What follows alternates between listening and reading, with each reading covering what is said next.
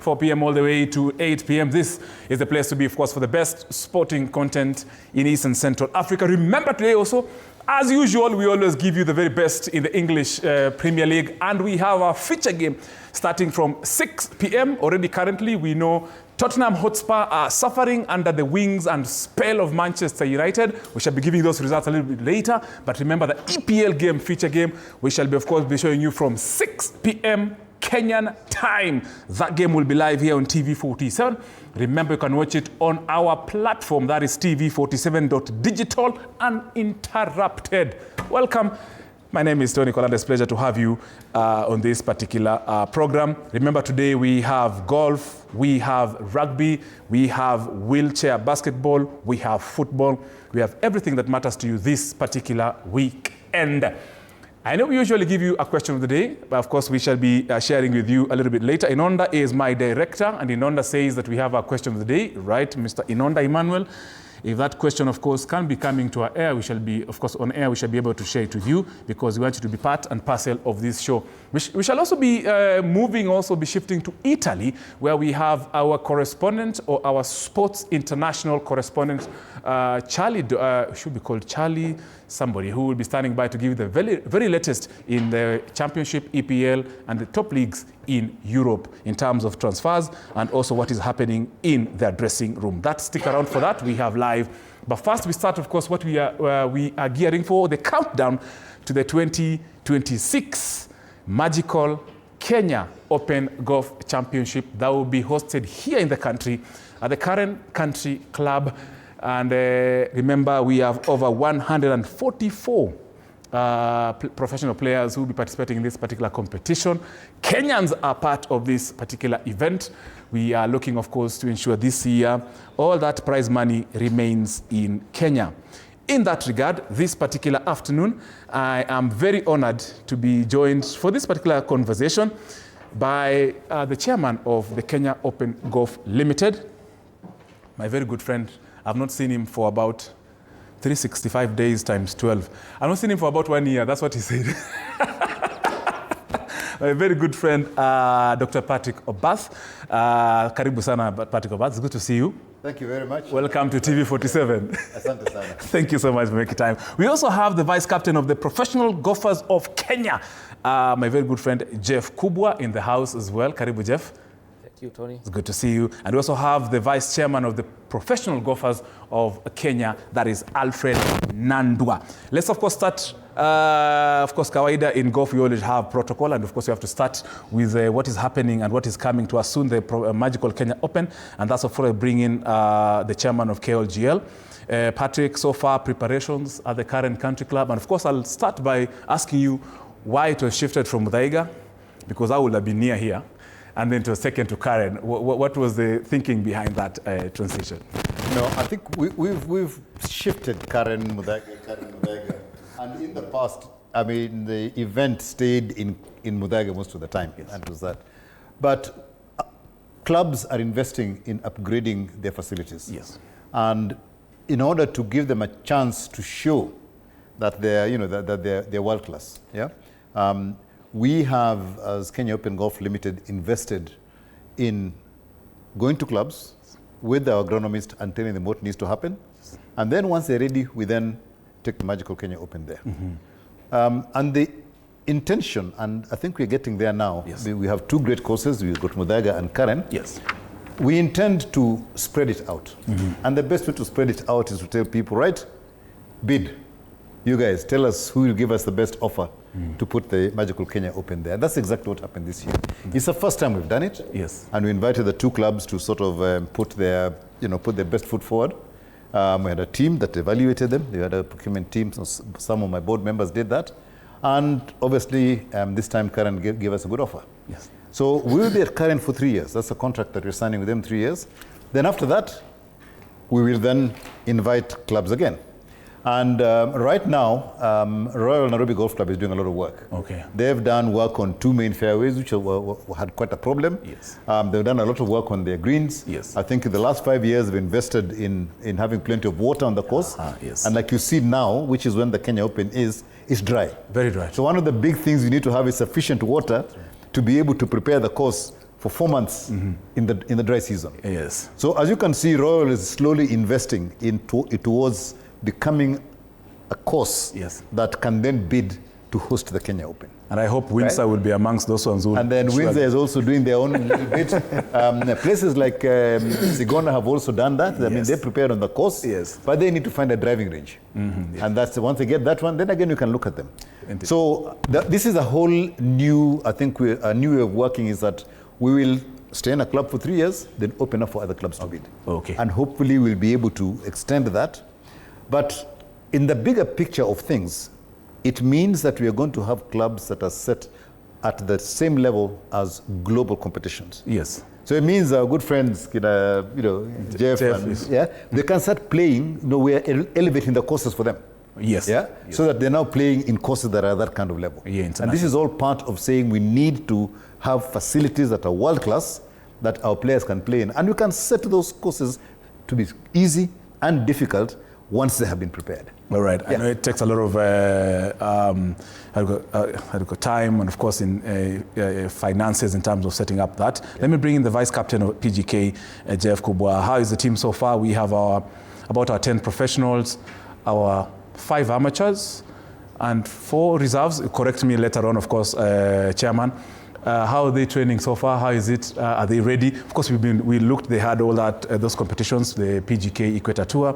They had also the SDT tour, of course, that gave them an opportunity to train. That question I'll also be asking Chairman later on about these S2 conflicting competitions. I'm calling them conflicting. But so far, Jeff, training so far, players, the Chairman, the Kibugus, the Greg Snows, all those. How is their training so far? Because I know you're speaking on the behalf, because today they couldn't make it because they're on the course. Yeah, thank you, Tony, once again. Karibu. I think my boys are prepared very well. Yes. With the Equator Tour coming in, giving us about 10 events, and of course SDT also giving us about 6. I think we've had plenty of time to play. So from the scores that we've been seeing from our boys, I think they have grinded enough. Yes. And they are ready to take the big boys on. Indeed. So I would say they are ready. Indeed. Yeah. Vice Chairman PGK, Bwana Alfred Nandwa. Of course, now you've heard from Jeff Kuba, we have our players already. They have had, of course, ample competitions. But I know they have not had ample international. Of course, picking up from Chairman, you've said our courses sometimes are not on that level, international level. Bwana Alfred, do you think our players are cut out to face the likes of Migliosi, to face the likes of Wu Shun, Ashu, yes, the likes of, because I understand the winners from 2019 to 2025 are in this particular competition. Yeah. Do you think we have the muscle to take on these top of the level kind of players? Well, I think it all boils down to experience now at that level. Yes. And the players which have qualified this year, I would say they are well experienced. Yes. To be honest, all of them, I don't think there's a player who hasn't been able to play in that standard. Yes. Starting with the chairman himself, yes. John Wangai, the likes of the the Kibugu brothers. Yes. They are all been playing to that standard. So I believe all the players, they have the capacity and the ability to face off the guys who are coming to play together in that particular tournament. So yes, they are good to go. Indeed. Yeah. Let me bring in Chairman. Chairman, I'm sure Kenya has really struggled in terms of trying to get to make the cut, and maybe we normally point to maybe preparation and all that. However, we remember the last 2025, players actually came out and said, hey, we need more slots to play in the Kenya Open. And I did just a bit of digging in terms of like the recent in December, the Mauritius Open, where I was just looking at how the categories and how in terms of they allocate slots of those who are supposed to feature into the Kenya Open or this open event. And Mauritius had about 72, to be specific, national slots. I know we have different countries with different promoters who invite different people. This year, we've given 10 pros slots, and I know last year they requested for about 16 slots.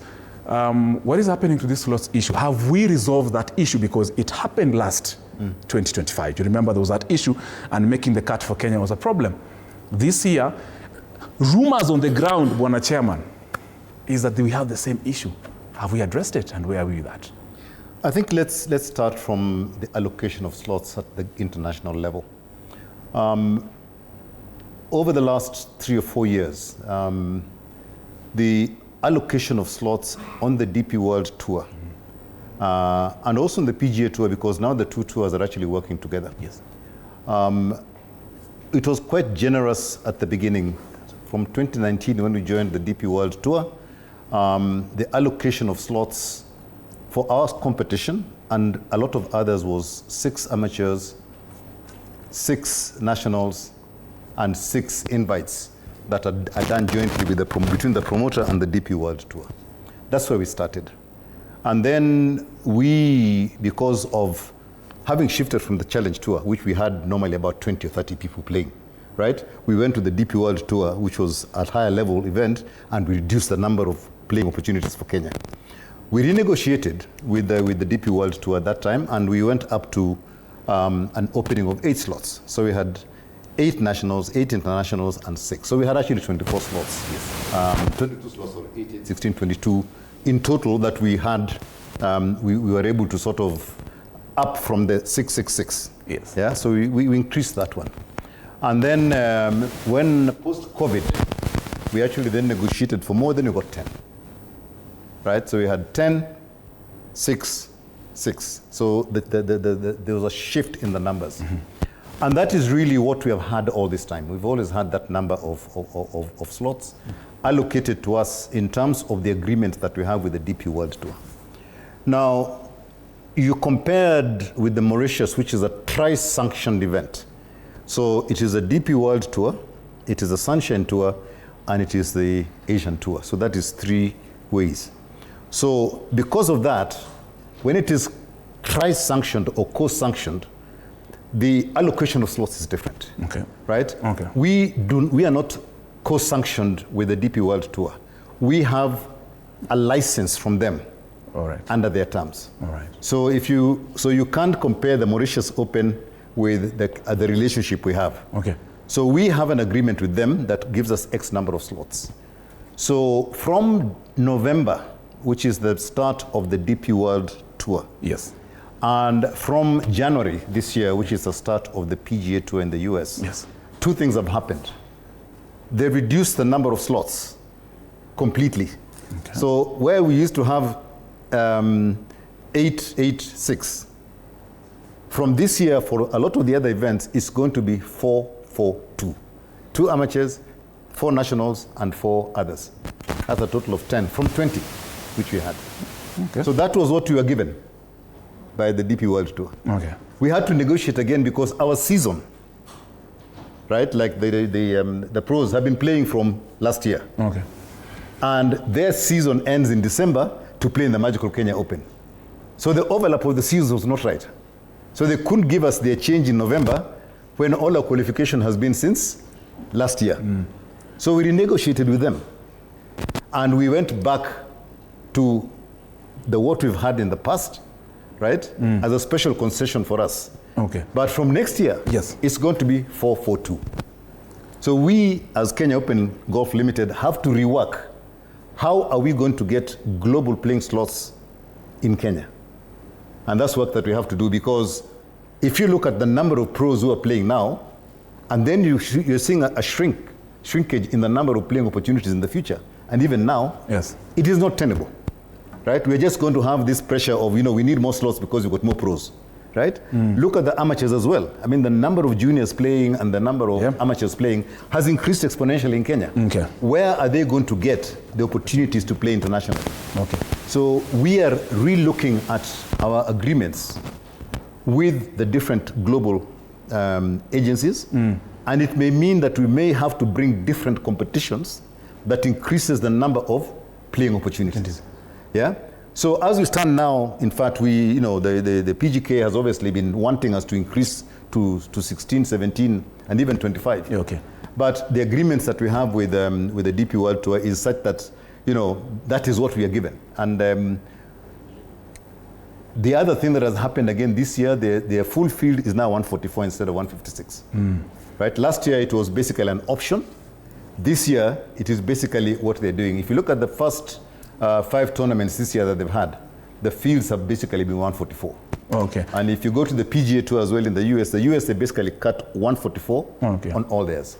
And is there, I don't know how, as the promoter in Kenya, if I'll request you, of course, to respond to that in terms of, do we have consultations? Because if the pros themselves had concerns last year in 2025, and the same concerns are rising, then there seems to be a disconnect between promoter, DP World Tour, all that. But let me bring in Alfred, the vice chairman of PGK.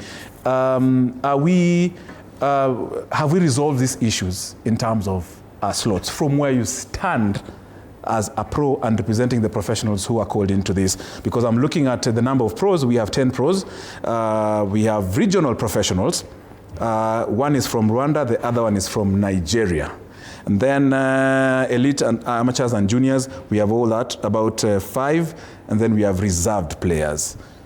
What is your take on this list that was unveiled by KLGL? Thank you, Tony.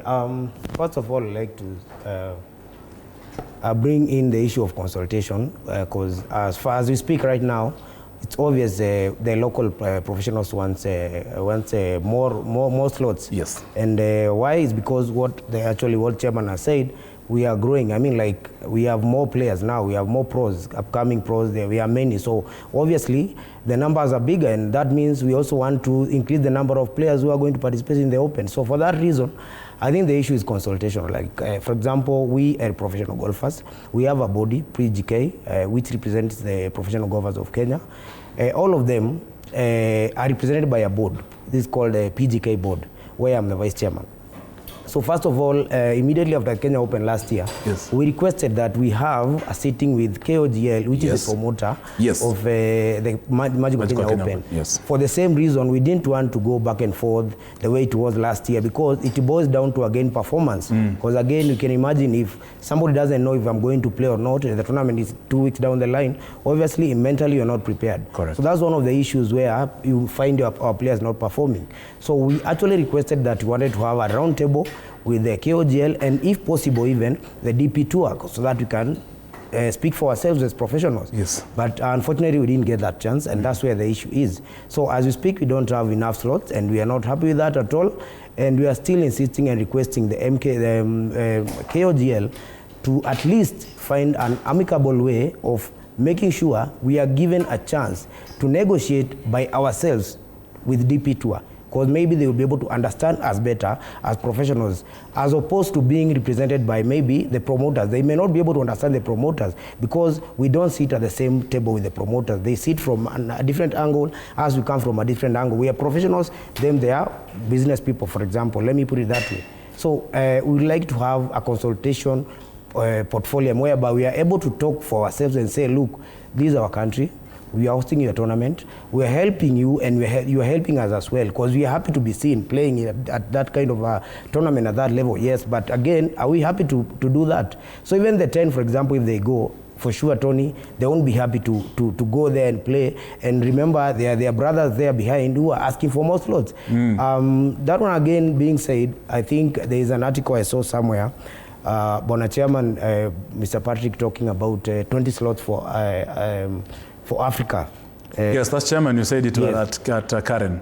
Yes, I saw that. Yes. Which again, I would like to ask a question, because now when you say 20 slots for Africa, and then that's what DP2 has given to Kenya, to the promoters, yeah? So remove 6 amateurs, you remain with 14 pros. So first of all, these are professional events, by the way. So we are actually at liberty to choose how many amateurs as a country would like to represent us. It's not it's an amateur event, it's a professional event. Sure. So even if you go to Qatar Open, for example, you find 4 amateurs playing, sometimes 3, depends on which players are available. So that being said, why are we not being given a chance as professional golfers to participate? If we have been given 26 amateurs, it's okay, we accepted that one. Then you have 16 pros.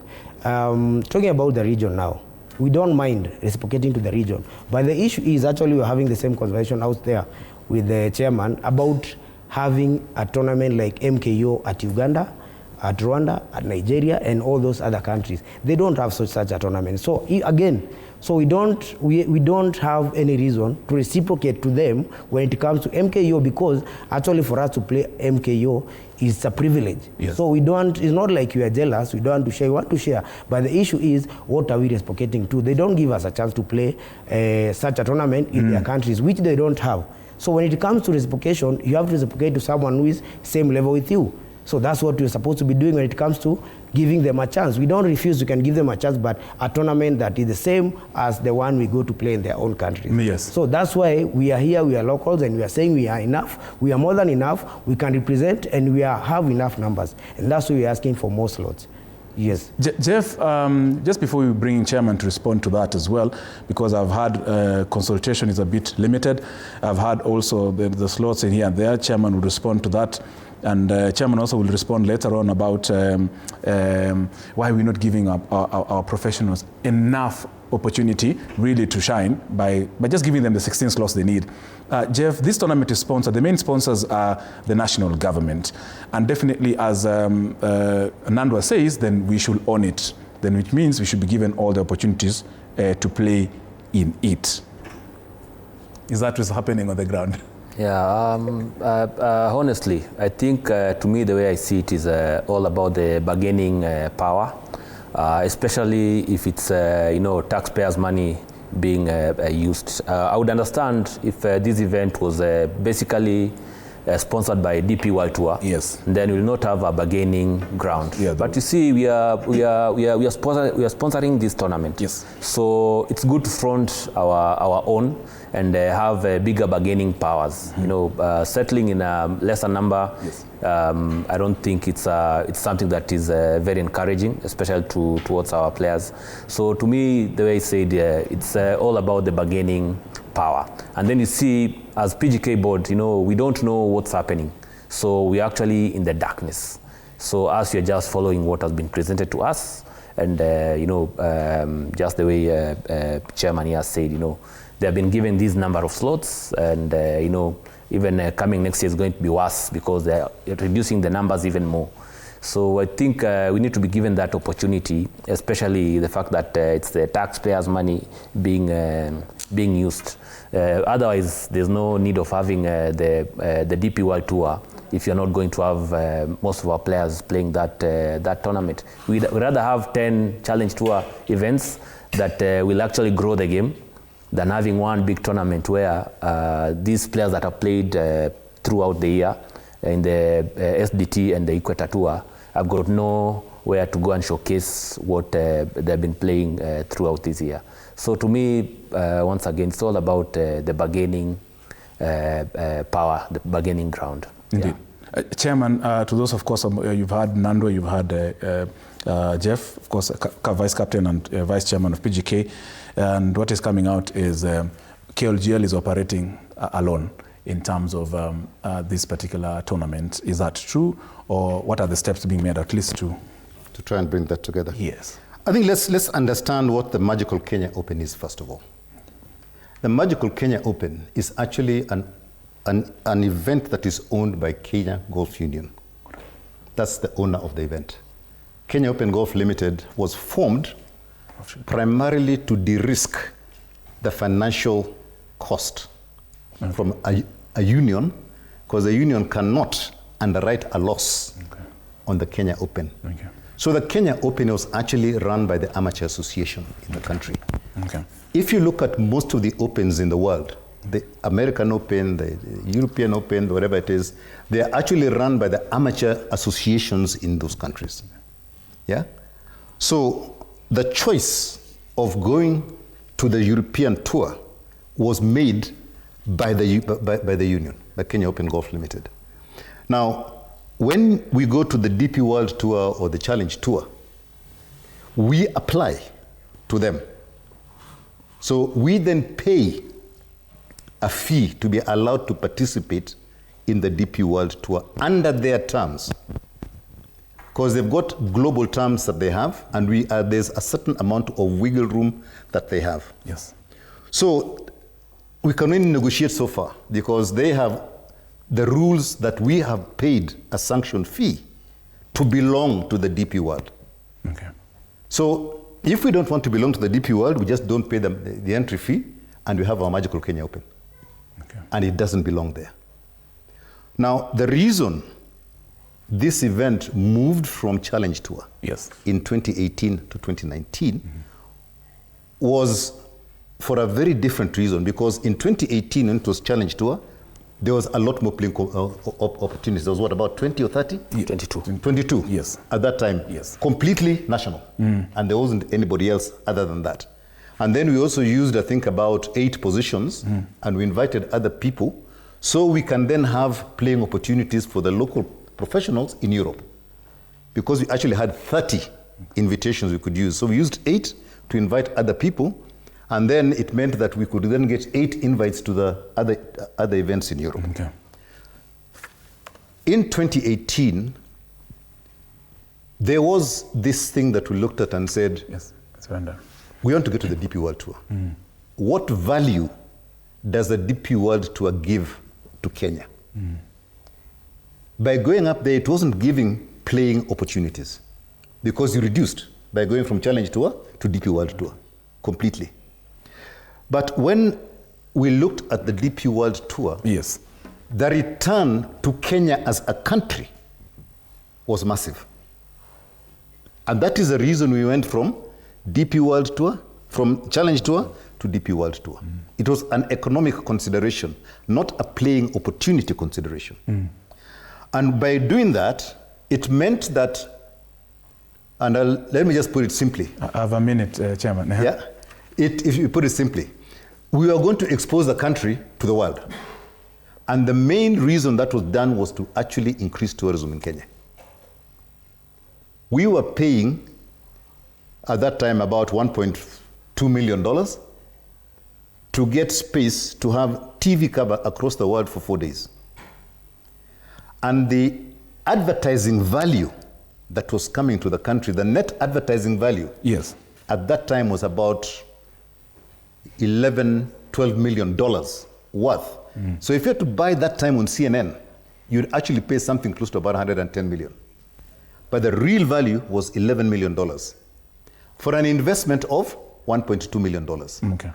That was the argument that was given to the government team that was there. Okay. And they said, yes, we'd like to go and expose Kenya. So it was a shift completely All right. by the owners of the event and saying, how can we add value to Kenya as a country? All right. But we then lost out on the opportunity for playing opportunities. And now with a number of pros that have come up, we want to go back to create playing opportunities. So you'll have consultation. We'll have to have a consultation. PGK and KOLGL, I'm sure as you said, KGU and then KOLGL, I mean, that one is an offshoot from the other one. And of course, PGK, you know, of course, was born out of all this.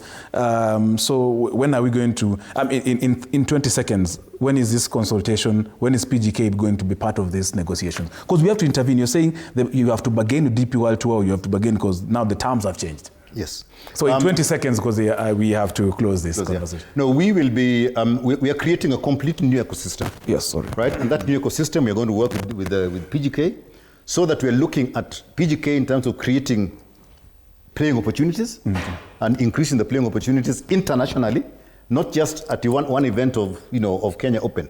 We want to create international playing opportunities, but then at the same time meeting the other ones. So we're going to have to create an ecosystem that does both, right? And we've already got a basic plan.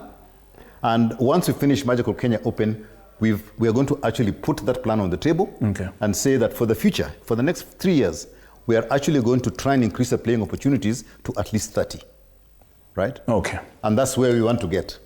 Certainly. Thank you, Chairman, for really putting that out in open. I am looking forward to that conversation so that we don't have the same quagmire we had in 2025 when we were interviewing our pros and they were crying so much. Yeah. On a course, we don't want that. We want them to focus on playing and giving us and giving us and making the cut on that particular Friday. So thank you, Chairman. Thank you, Vice Chairman PGK. Thank you, Vice Captain PGK. I know we can have this conversation ongoing This week, of course, we are dedicating it to the Magical Kenya Open. We'll invite you again more, of course, in our sports programs. And also next week, I know you'll be very busy, so we'll try and get to you this week before you get into now the busy nitty-gritty of the Magical Kenya Open. So thank you very much, Patrick Obath, Chairman, Kenya Open Golf Limited. Thank you, Vice Captain PGK, Jeff Kubwa. Thank you, Vice Chairman PGK, Alfred Nando. We can continue having this conversation online. And of course, this particular week, we shall share, of course, an invitation for you to come. This, of course, is Sports Extravaganza. My name is Tony Kwalanda. Just before we shift gears into the HSBC